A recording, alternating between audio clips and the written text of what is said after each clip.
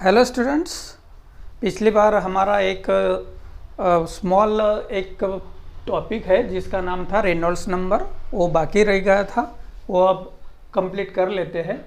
तो ये जो रेनॉल्ड्स नंबर है, हमने क्रिटिकल वेलोसिटी का जो फार्मूला है वो लिखा था, उसी फार्मूले से हमें रेनॉल्ड्स नंबर का फार्मूला मिल जाता है rho V C D upon ईटा।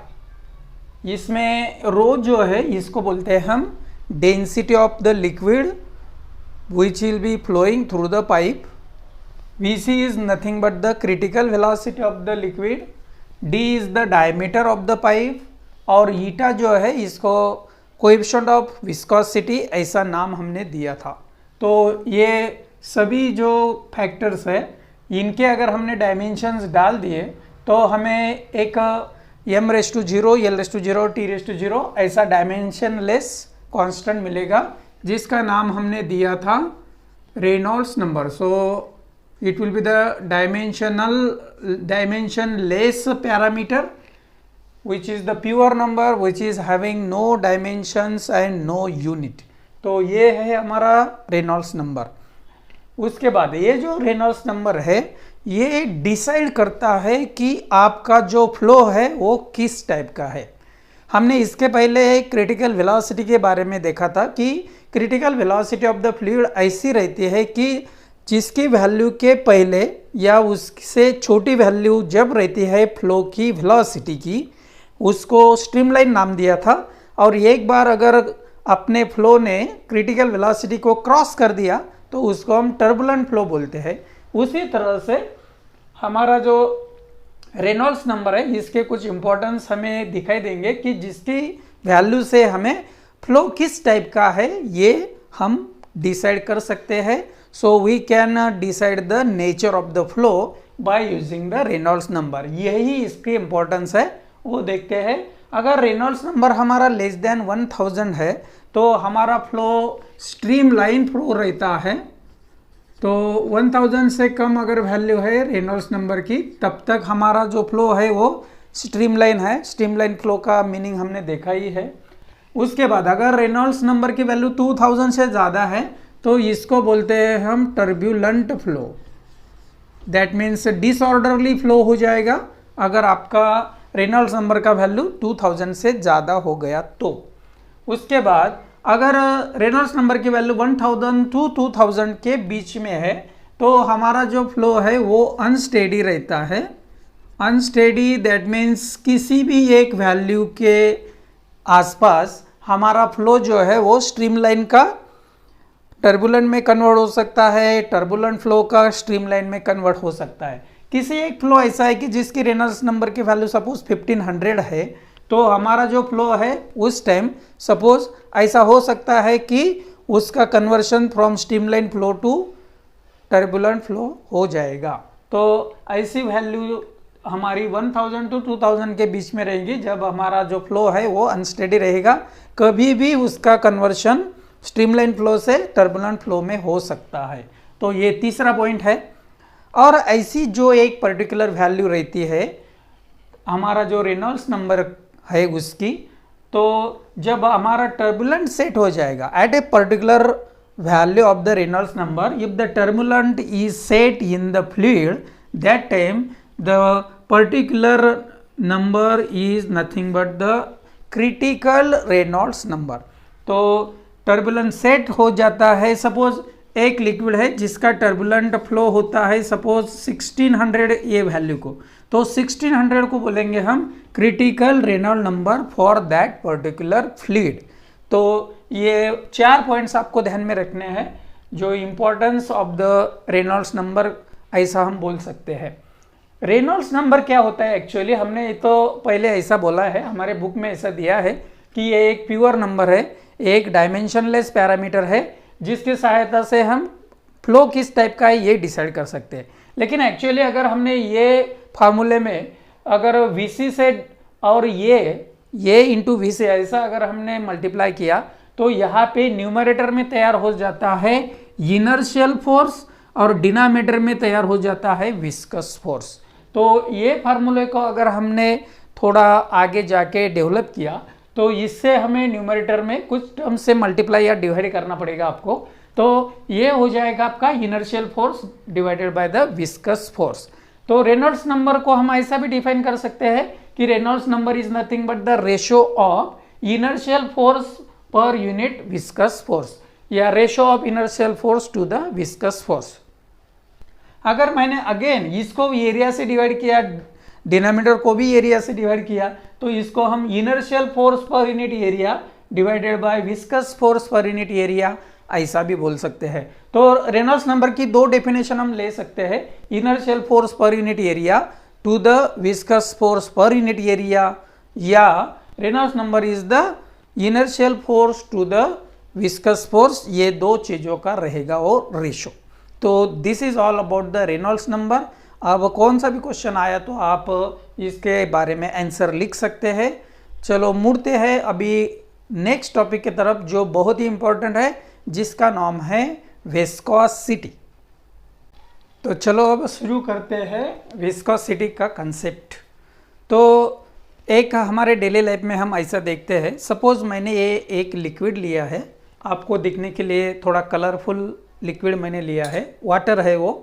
तो इसको अगर मैंने ऐसा रोटेट किया रॉड से, छोटे रॉड से, तो यहाँ पे ऐसा दिखेगा आपको कि आपका जो लिक्विड है वो सेट इन द मोशन हो जाएगा।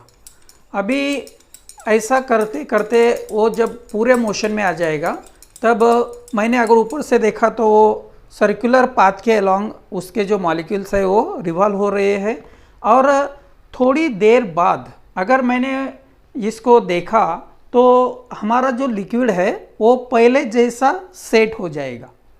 तो यहाँ पे वो जो रोटेट हो रहा था पहले लिक्विड, जिसको मैंने एक्सटर्नल फोर्स अप्लाई करके रोटेट किया, लेकिन वो रॉड निकालने के बाद अगर उसको छोड़ दिया तो वो कंटिन्यूसली आपको रोटेट होता हुआ दिखाई नहीं देने वाला।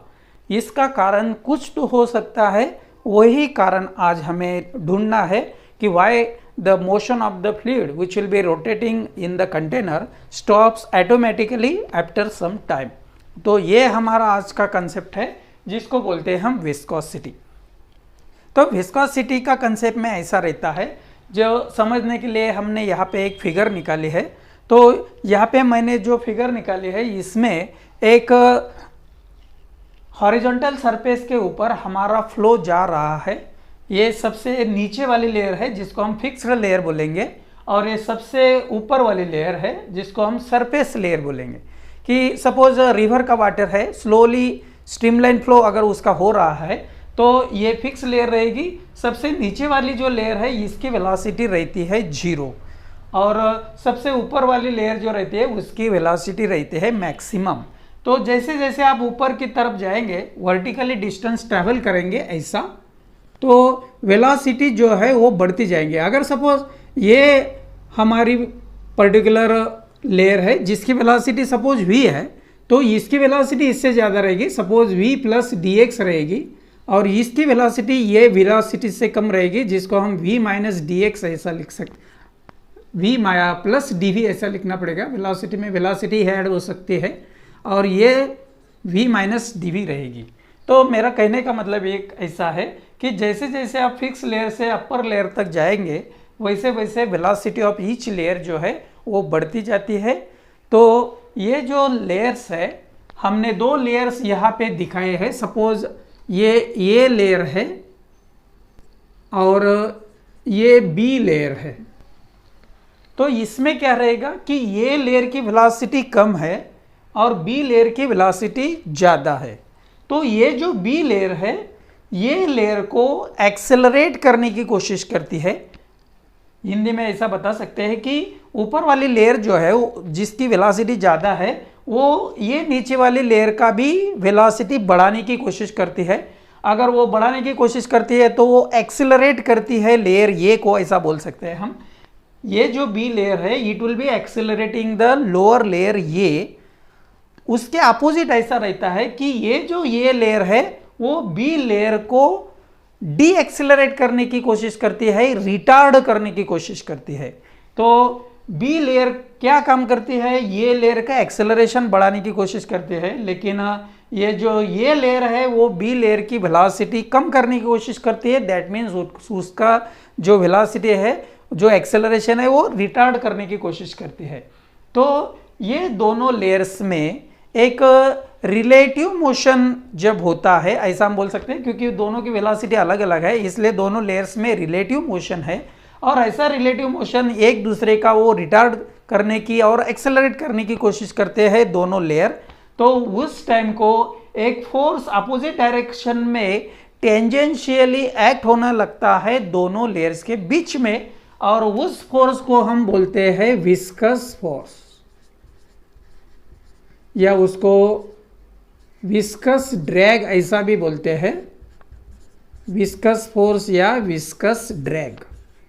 So when there is a relative motion between the different layers of the fluid, that time tangentially in the opposite direction of the direction of velocity of the fluid, tangential direction में एक force act होता है, the tangential force which will be acting in the opposite direction, that is called as the viscous force, due to which the motion of the fluid will be get retarded. That means जैसे हमने अभी देखा कि जो motion को हमने यहाँ पे सर्कुलर मोशन तैयार किया था वाटर का, वो आफ्टर सम टाइम हमें स्टॉप होता हुआ दिखाई दे रहा है, क्योंकि ये जो विस्कस फोर्स है या विस्कस ड्रैग है वो अपोजिट डायरेक्शन में एक्ट होने लगता है डिफरेंट लेयर्स में। तो ये जो डिफरेंट लेयर्स में एक्ट होने वाला विस्कस फोर्स है, जिसकी वजह से हमारे लेयर्स का मोशन या फ्लूइड का मोशन यहाँ पे रुक जाता है, ऐसा हम बोल सकते हैं। इसके बाद अगर आपको किसी ने ऐसा बोला कि एयर में, अभी ये रूम में मैं अगर मुझे चलने को बोला या रन करने को बोला तो मैं इजीली यहाँ पे जा सकता हूँ, रन कर सकता हूँ।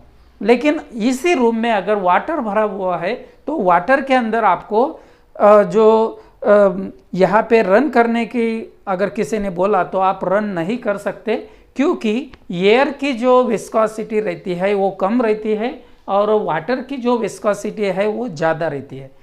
वाटर से ज़्यादा विस्कोसिटी रहती है यहाँ पे हनी की, या कोई भी सिरप हो, हम जब सिरप लेते हैं और जब बोतल से हम उसको निकालने की कोशिश करते हैं तो वो बहुत स्लोली यहाँ पे हमें बाहर निकलता हुआ दिखाई देता है। सपोज एक कंटेनर है जिसमें आपने हनी लिया, तो हनी की जो लेयर रहती है, जहाँ पे मैंने ऐसा बोला कि फिक्स लेयर की वेलोसिटी 0 रहती है, तो यहाँ पे अगर आपने बोतल को ऐसा भी कर दिया तो यहाँ पे जो हनी है ये साइड में, वो आपको आपकी उंगली की सहायता से या कोई स्पून की सहायता से उसको निकालना पड़ेगा, क्योंकि इसकी वेलोसिटी 0 रहती है।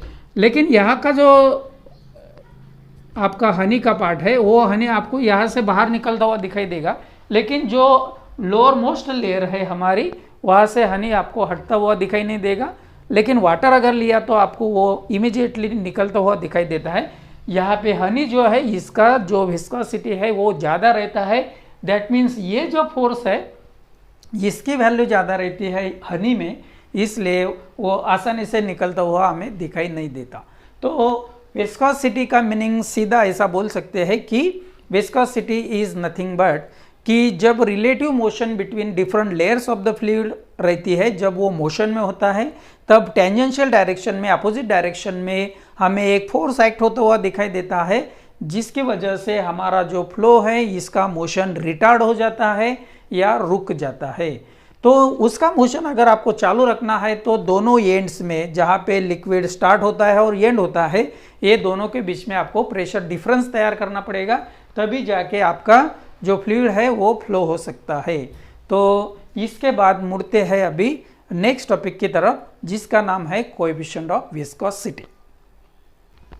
तो स्टूडेंट्स, अभी हमें कोएफिशिएंट ऑफ विस्कोसिटी ये जो कंसेप्ट है वो देखना है। तो यहाँ पे हमें ऐसा हमने दिखाया है कि ये हमारी फिक्स लेयर है, पिछली फिगर है लेकिन थोड़ा मैंने उसको मॉडिफाई किया है। तो ये एक लेयर है जिसको हमने पी लेयर नाम दिया है, ये है हमारी क्यू लेयर। ये डिफरेंट लेयर्स रहेगी, हमारे जो फ्लूइड है जो फ्लो हो रहा है उसकी ये जो लेयर है वो, ये अपनी फिक्स लेयर जो है वो जो ग्राउंड लेयर है उससे x डिस्टेंस पे है, और उसके ऊपर जो क्यू लेयर है वो x प्लस dx इतने डिस्टेंस पे है। तो हमने अभी ऐसा देखा कि ये लेयर की वेलोसिटी अगर v है तो इसकी वेलोसिटी उससे ज़्यादा रहेगी, वो हमने v प्लस dv से दिखाया है। तो ये दोनों लेयर में अब रहेगा एक विस्कस ड्रैग नाम का एक फोर्स, जिसको टेंजेंशियल डायरेक्शन में एक्ट होने वाला फोर्स ऐसा नाम दिया हमने, अपोजिट डायरेक्शन में, जिसको हमने F से दिखाया है। तो ये force will be come into play, ऐसा बोलते हैं हम, जब ये दोनों लेयर्स में रहेगा रिलेटिव मोशन, क्योंकि ये इसकी वेलोसिटी अलग है, इसकी वेलोसिटी अलग है। ये जो लेयर है इसको रिटार्ड करने की कोशिश करता है और ये जो लेयर है इसको डी एक्सेलरेट करने की कोशिश करती है। तो ये लेयर इसको एक्सेलरेट करेगी और ये लेयर इसको डी एक्सेलरेट करेगी, इसलिए दोनों के बीच में एक विस्कस ड्रैग नाम का फोर्स एक्ट होने लगता है टेंजेंशियल डायरेक्शन में, जिसको हमने F से दिखाया है। इसको विस्कस फोर्स या विस्कस ड्रैग ऐसा नाम दिया है। तो अकॉर्डिंग टू न्यूटन हम ऐसा अभी लिख सकते हैं कि ये जो हमारा पर्टिकुलरली दोनों वेलोसिटीज है, इसका अगर हमने डिफरेंस लिया तो वो आएगा dv और जो डिस्टेंस का डिफरेंस है वो आएगा dx। तो x dx माइनस x ये हो गया dx और v plus dv minus v, जिसको हमने dv से डिनोट किया। तो ये जो है इसको बोलते हैं हम वेलोसिटी ग्रेडियंट। इसके पहले ऐसे वर्ड्स गए हैं हमारे, पोटेंशियल ग्रेडियंट हमने देखा है जिसको dv बाई dx बोलते हैं। ये स्मॉल v से मैंने डिनोट किया है वेलोसिटी ग्रेडियंट। वेलोसिटी ग्रेडियंट क्या होता है फिर, कि वेलोसिटी ग्रेडियंट ऐसा रहता है कि जैसे जैसे आप फिक्स लेयर से अपर लेयर तक जाएंगे वैसे वैसे वेलोसिटी जो है हमारी वो इंक्रीज होती जाती है as the distance will be increasing. तो इसको बोलेंगे हम rate of change of velocity with respect to the distance from the fixed layer. ये है हमारी rate of change of velocity with respect to distance है, अभी टाइम नहीं है। जब टाइम रहता है तो विथ रिस्पेक्ट टू टाइम ऐसा बोलते हैं, लेकिन जैसे जैसे आप ऊपर की तरफ जाते हैं वैसे वैसे वेलोसिटी इंक्रीज होती जाती है from the fix layer to upper layer.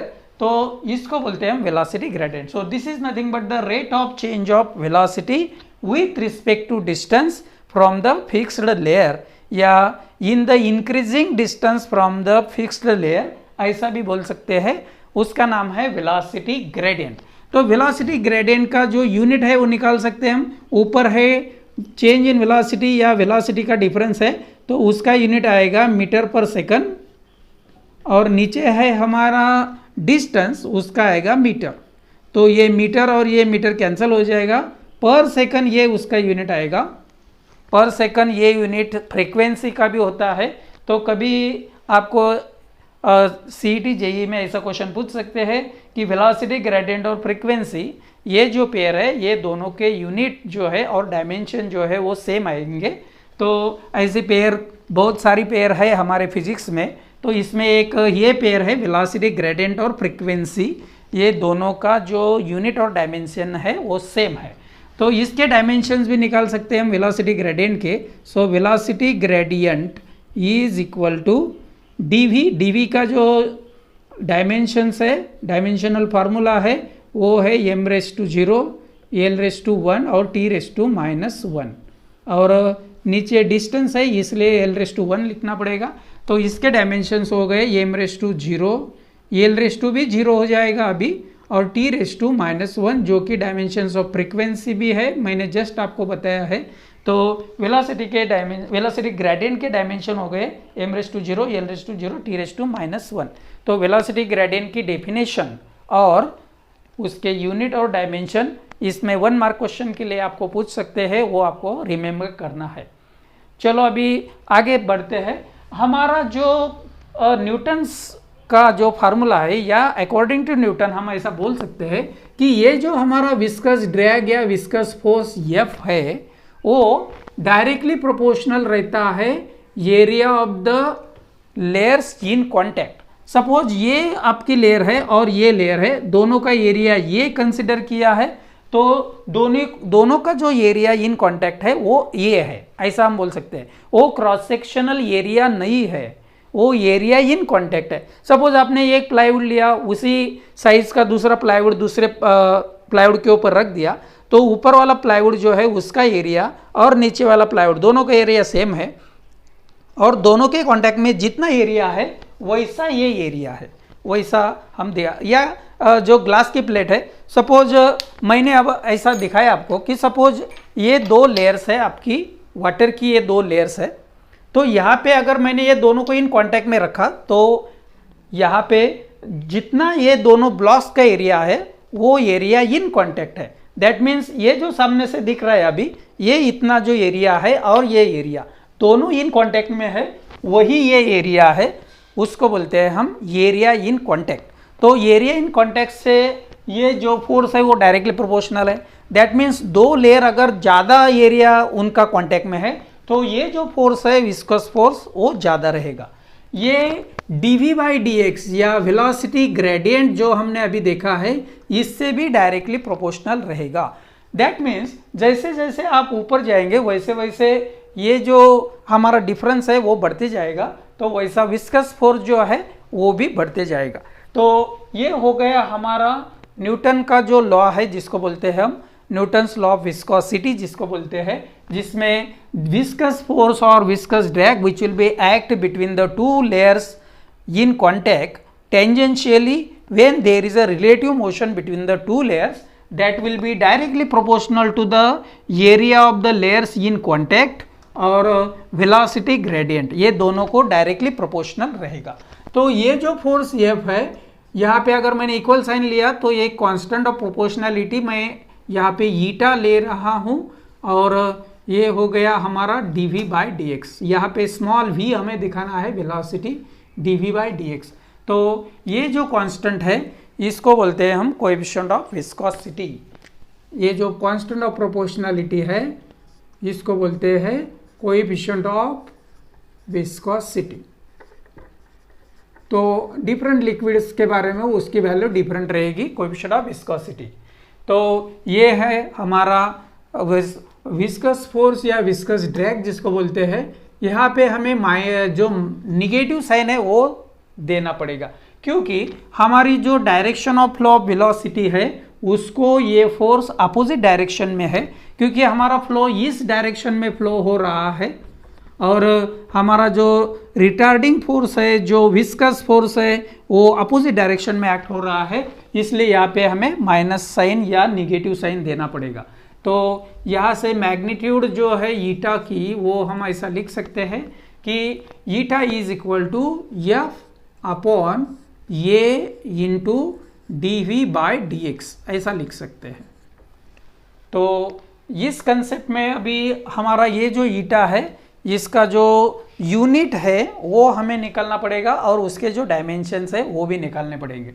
तो यहाँ से मुझे ईटा का यूनिट मिलेगा, ये फोर्स है जिसका यूनिट होता है न्यूटन डिवाइडेड बाय ये इसका यूनिट होता है मीटर स्क्वायर, ये है dv जिसका यूनिट होता है मीटर पर सेकंड, और नीचे है dx दैट मीन्स डिस्टेंस है वो रहता है मीटर में।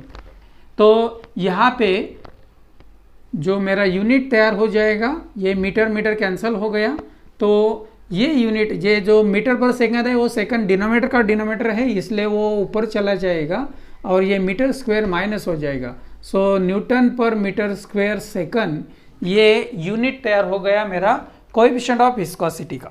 अगर मैंने ये जो न्यूटन का यूनिट है ये अगर केजी में डाला, हमें ऐसा मालूम है F is equal to M A, ऐसा मालूम है। देखो तो m का यूनिट हो गया आपका kg, ये जो एक्सेलरेशन है उसका यूनिट होता है मीटर पर second square divided by area का यूनिट है तुम्हारा मीटर स्क्वायर, ये है वेलोसिटी मीटर पर सेकंड, और नीचे है हमारा मीटर।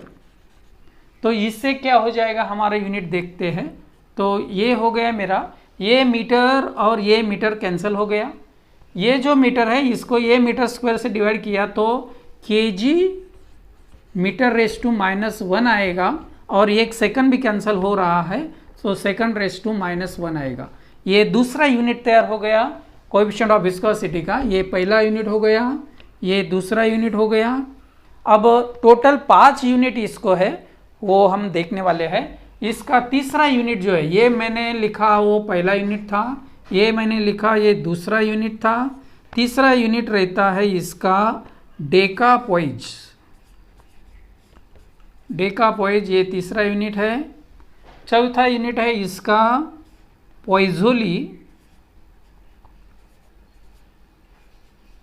पोइज़ोली ये यूनिट है। यहाँ पे पी मैंने छोटा लिखना चाहिए क्योंकि नेम ऑफ द साइंटिस्ट है वो पोइज़ोली नाम का साइंटिस्ट है, उसका ये नाम है पोइज़ोली। ये भी यूनिट है हमारे ईटा का, that means coefficient of viscosity का। और 5वां यूनिट तैयार हो जाएगा। यहाँ से देखो ये है मेरा न्यूटन पर मीटर स्क्वायर, इसको हम पास्कल भी बोल सकते हैं क्योंकि प्रेशर का यूनिट रहता है पास्कल या न्यूटन पर मीटर स्क्वायर। तो यहाँ से एक यूनिट मिल जाएगा मुझे पास्कल का पीए और वो है सेकंड। ये तो पास्कल सेकंड, पोइज़ोली, डेकापोइज, केजी पर मीटर पर सेकंड और न्यूटन पर मीटर स्क्वायर सेकंड। ये ऐसे 5 यूनिट आपको ध्यान में रखने हैं। ये हमने अभी जो सितंबर में एक एग्ज़ाम हुई हमारी बोर्ड के एग्ज़ाम, उसमें पहला ही क्वेश्चन यही था। वहाँ पे पूछा था कि विस्कोसिटी का जो यूनिट है वो कौन सा है। हमारे बुक में सिर्फ एक यूनिट दिया है आपको। कॉम्पिटिटिव एग्ज़ाम की तैयारी करने के लिए आपको ये सभी यूनिट्स मालूम होने चाहिए। न्यूटन पर मीटर स्क्वायर सेकंड, केजी पर मीटर पर सेकंड, डेकापोइज, पोइज़ोली और पास्कल सेकंड, ये 5 यूनिट है, वो सभी आपको ध्यान में रखने हैं। सीजीएस यूनिट आप तैयार कर सकते हैं। यहाँ से मैं डाइन पर सेंटीमीटर स्क्वायर और ये आएगा सेकंड, और ये जो यूनिट है इससे तैयार हो जाएगा ग्राम पर सेंटीमीटर पर सेकंड, ये दूसरा यूनिट। और तीसरा यूनिट रहता है इसका पॉइज। ये 3 यूनिट हमें लिखते आएंगे सीजीएस यूनिट। तो सीजीएस यूनिट 3 है। ये हो गया आपका पहला यूनिट, ये हो गया दूसरा यूनिट और ये हो गया तीसरा यूनिट। तो यहाँ पे एक रिलेशन है, अगर हमने वो रिलेशन में वैल्यूज डाल के निकाला तो यहाँ पे हमें ऐसा मिलेगा 1 डेकापोइज इज इक्वल टू 10 पोइज, ऐसा लिख सकते हैं। या 1 पोइज की वैल्यू लिख सकते हैं, 1 पोइज इज इक्वल टू 0.1 या 10⁻⁻1 डेकापोइज, ऐसा भी लिख सकते हैं। ये और एक आपको मैं होमवर्क के लिए देता हूं कि सपोज 1 मिली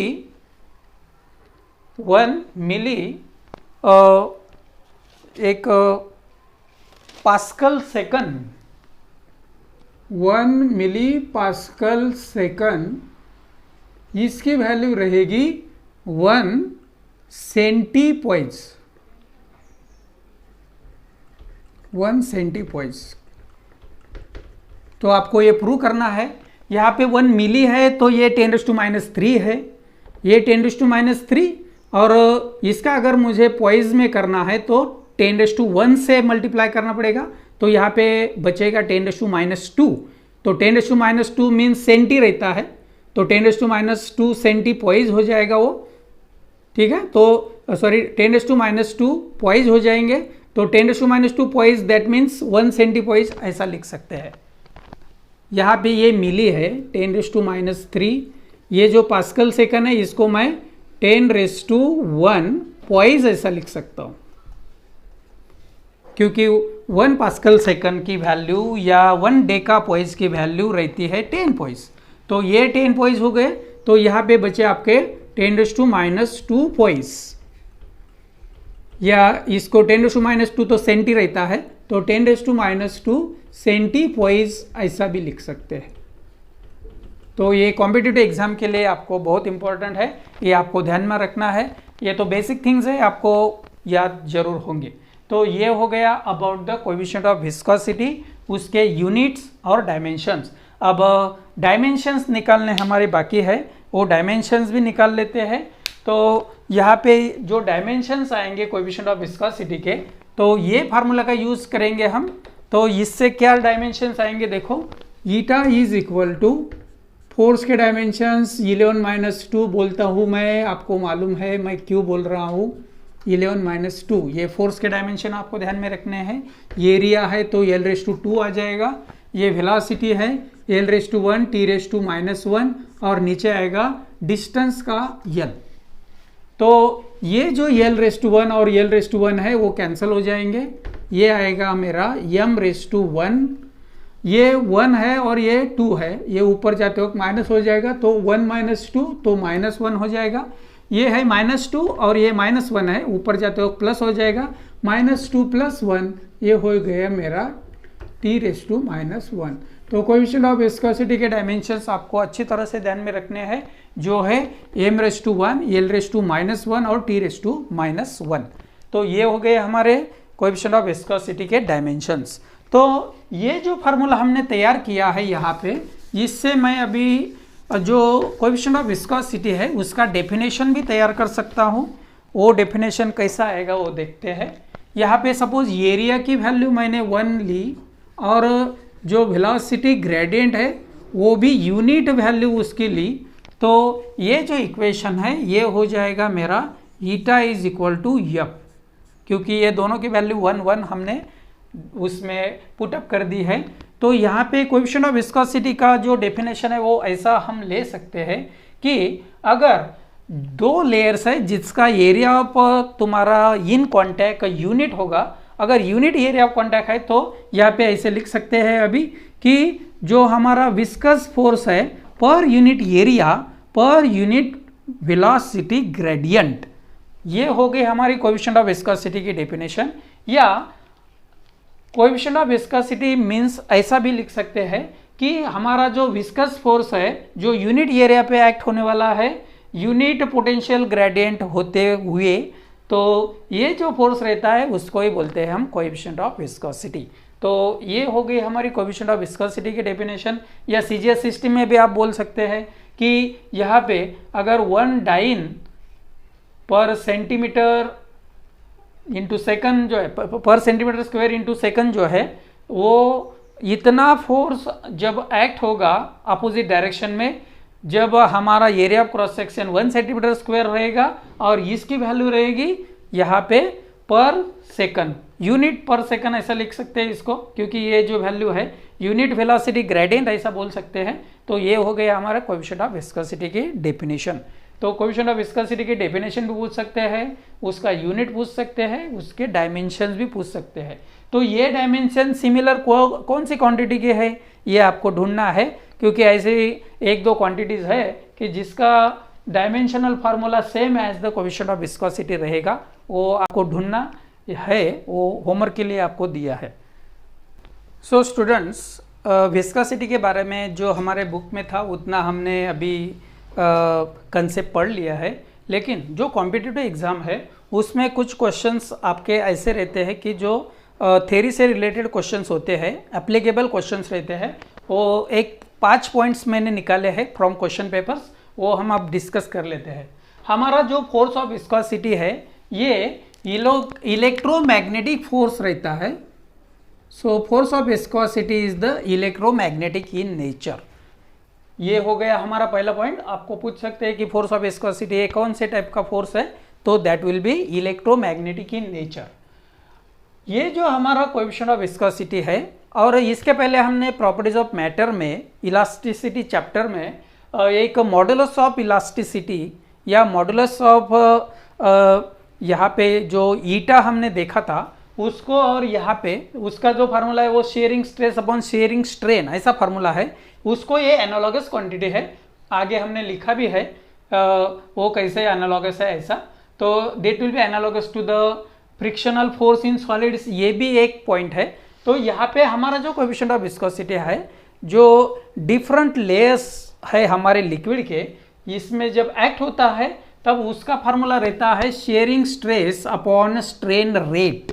यहाँ पे स्ट्रेन नहीं है सिर्फ, यहाँ पे शेयर स्ट्रेन भी नहीं है, ये है स्ट्रेन रेट। तो ये जो शेयरिंग स्ट्रेस है वो हम F अपॉन ए ऐसा लिखते हैं, और जो हमारा स्ट्रेन रेट है उसको हम लिखेंगे अभी डेल्टा यल अपॉन यल, ये हो गया मेरा स्ट्रेन, और रेट है तो डिवाइडेड बाय टी रहेगा। इसको ही है हम ऐसा लिख सकते हैं एफ अपॉन ये डिवाइडेड बाय, इसको मैं डेल्टा यल अपॉन टी ऐसा लिखता हूं, और ये जो यल है वो नीचे लिख लेता हूं ऐसा। तो ये हो गया मेरा यहाँ पे वेलोसिटी, ये हो गई वेलोसिटी। तो ये हो गया मेरा एफ अपॉन ये डिवाइडेड बाय, यहाँ पे v अपॉन यल ऐसा लिखना पड़ेगा क्योंकि यल डिवाइडेड बाय है। तो ये हो गया मेरा फोर्स पर यूनिट एरिया, जिसको बोलूंगा मैं शेयर स्ट्रेस, और ये हो गया v बाय यल, इसको बोलते हैं हम स्ट्रेन रेट। तो ये कोएफिशिएंट ऑफ विस्कोसिटी का एक और डेफिनेशन हम लिख सकते हैं कि it is the ratio of shear stress divided by the strain rate. उसके बाद कोई भी जो आइडियल फ्लूइड है उसकी जो वैल्यू ऑफ विस्कोसिटी है वो हमेशा 0 रहती है आइडियल फ्लूइड के लिए। लेकिन ऐसा कोई भी फ्लूइड हमारे नेचर में अभी हमें मिलता नहीं है, या ऐसा फाउंड हुआ नहीं है कि जिसकी कोई जो वैल्यू ऑफ विस्कोसिटी है वो 0 रहेगी। So no any fluid which is having the 0 value, ऐसा बोल सकते हैं। विस्कोसिटी जो है due to the transport of momentum रहता है। ट्रांसपोर्ट ऑफ मोमेंटम कैसे होता है, देखो मैं आपने ऐसा देखा है कि एक लेयर जो है नीचे वाली, उससे ऊपर वाली लेयर जो रहती है इसकी वेलोसिटी ज़्यादा रहती है। तो यहाँ पे होता क्या है कि जो कम लेयर वाली कम वेलोसिटी वाली लेयर रहती है उसका मॉलिक्यूल अगर ऊपर जहाँ पे स्पीड ज़्यादा है वहाँ चला गया, या ज़्यादा वेलोसिटी वाले लेयर से कोई मॉलिक्यूल नीचे वाली लेयर में आ गया, तो वहाँ पे क्या होगा कि वो अदर मॉलिक्यूल से कोलाइड होगा, और ये कोलाइडिंग होने के टाइम को वहाँ पे ट्रांसपोर्ट ऑफ मोमेंटम हमें होता हुआ दिखाई देगा। तो इसीलिए हमने ऐसा बोला था उस टाइम को कि जो लेयर यहाँ पे हमारी ऊपर है, नीचे वाली लेयर से ऊपर है, तो वो लेयर में जो भी मॉलिक्यूल जाएगा उसको एक्सेलरेट करेगा, और नीचे वाली लेयर ऊपर से अगर कोई मॉलिक्यूल नीचे आता है तो उसको डी एक्सेलरेट करेगा। तो ये मॉलिक्यूल्स में एक्सेलरेशन और डी एक्सेलरेशन होता है, लेयर्स में नहीं होता है।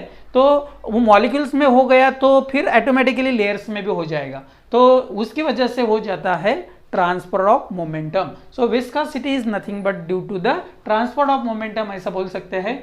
ये जो हमारी विस्कोसिटी है जो एक्ट होती है, जो फ्रिक्शनल फोर्स हमारा एक्ट होता है, जिसको विस्कस ड्रैग हमने बोला है, that will be just like the frictional force which will be in the solids रहता है। दो आपने सरफेस लिए सॉलिड के, सपोज 2 वुडन ब्लॉक लिए, सपोज मैंने 2 ग्लास ब्लॉक ले लिए, तो इसमें जो फोर्स ऑफ फ्रिक्शन रहेगा, फ्रिक्शनल फोर्स इसको बोलेंगे हम, तो इसमें जो फोर्स रहेगा frictional force in solids, that will be same as the हमारा जो फोर्स ऑफ विस्कोसिटी है, वो भी उसी तरह से 2 लिक्विड्स के लेयर में एक्ट होने वाला फोर्स है। दोनों में क्या डिफरेंस है वो बाद में देखते हैं। और ये जो फ्लूइड्स है इसमें ये जो हमारा विस्कस फोर्स एक्ट होता है, that will be due to the short range cohesive जो फोर्सेस है, हमारे मॉलिक्यूलर कोएजिव फोर्सेस जो है शॉर्ट रेंज, वो हमने सरफेस टेंशन में पढ़ा है। तो short range molecular cohesive forces की वजह से हमारा जो फ्रिक्शनल फोर्स है, जिसको हमने विस्कस ड्रैग या विस्कस फोर्स नाम दिया है, या उसको internal frictional force between the 2 layers ऐसा भी बोल सकते हैं, तो ये होता है due to the short range molecular cohesive forces, क्योंकि वहाँ पे सब मॉलिक्यूल्स वाटर के या कोई भी लिक्विड के होंगे, तो उसमें जो फोर्स रहेगा वो कोएजिव फोर्स रहेगा। इसलिए हम ऐसा बोल देंगे अभी कि that force that is the in fluids which will be viscous force that will be due to the short range molecular cohesive forces की वजह से वो एक्ट होने लगता है अपोजिट डायरेक्शन में। और गैसेस में ये जो फोर्स है ये होता है due to the collision between the fast moving molecules, क्योंकि गैस के अंदर जो हमारे मॉलिक्यूल्स है that will be moving randomly inside the container, और अगर वो फास्ट मूविंग मॉलिक्यूल्स है तो वो एक दूसरे से कोलाइड हो जाएंगे, और कोलाइड होने के टाइम को वहाँ पे जो फोर्स एक्ट होगा, जिसको हम विस्कस फोर्स या विस्कस ड्रैग बोलते हैं, वो एक्ट होने लगेगा या प्ले होने लगेगा। तो आज ये जो हमारे पर्टिकुलर पॉइंट्स है सीईटी के या जेई या नीट के दृष्टिकोण से बहुत ही इंपॉर्टेंट पॉइंट्स है। यहाँ पे आपको ठीक तरह से लिखना है। ये एफ अपॉन ये शेयरिंग स्ट्रेस हो गया, स्ट्रेन रेट है हमारा delta L upon L by T. तो यहाँ पे मैंने ये डेल्टा एल बाई टी लिख लिया क्योंकि डेल्टा एल ये डिस्टेंस है, डिस्टेंस अपॉन टाइम, इसका मीनिंग हम वेलोसिटी लेते हैं। और ये जो एल है ये 1/l है, इसलिए v बाई एल रहेगा। इसको ही बोलते हैं हम strain rate. v by L is the strain rate और एल तो डिस्टेंस है, ये वेलोसिटी है। तो हमने वो स्ट्रेन रेट का नाम देके उसको ऐसे लिख लिया है। तो कोएफिशिएंट ऑफ विस्कोसिटी वैसे भी हम डिफाइन कर सकते हैं। तो आज का दिन जो है इतना ही हमें बहुत हो गया, अभी रुकते हैं। Thank you.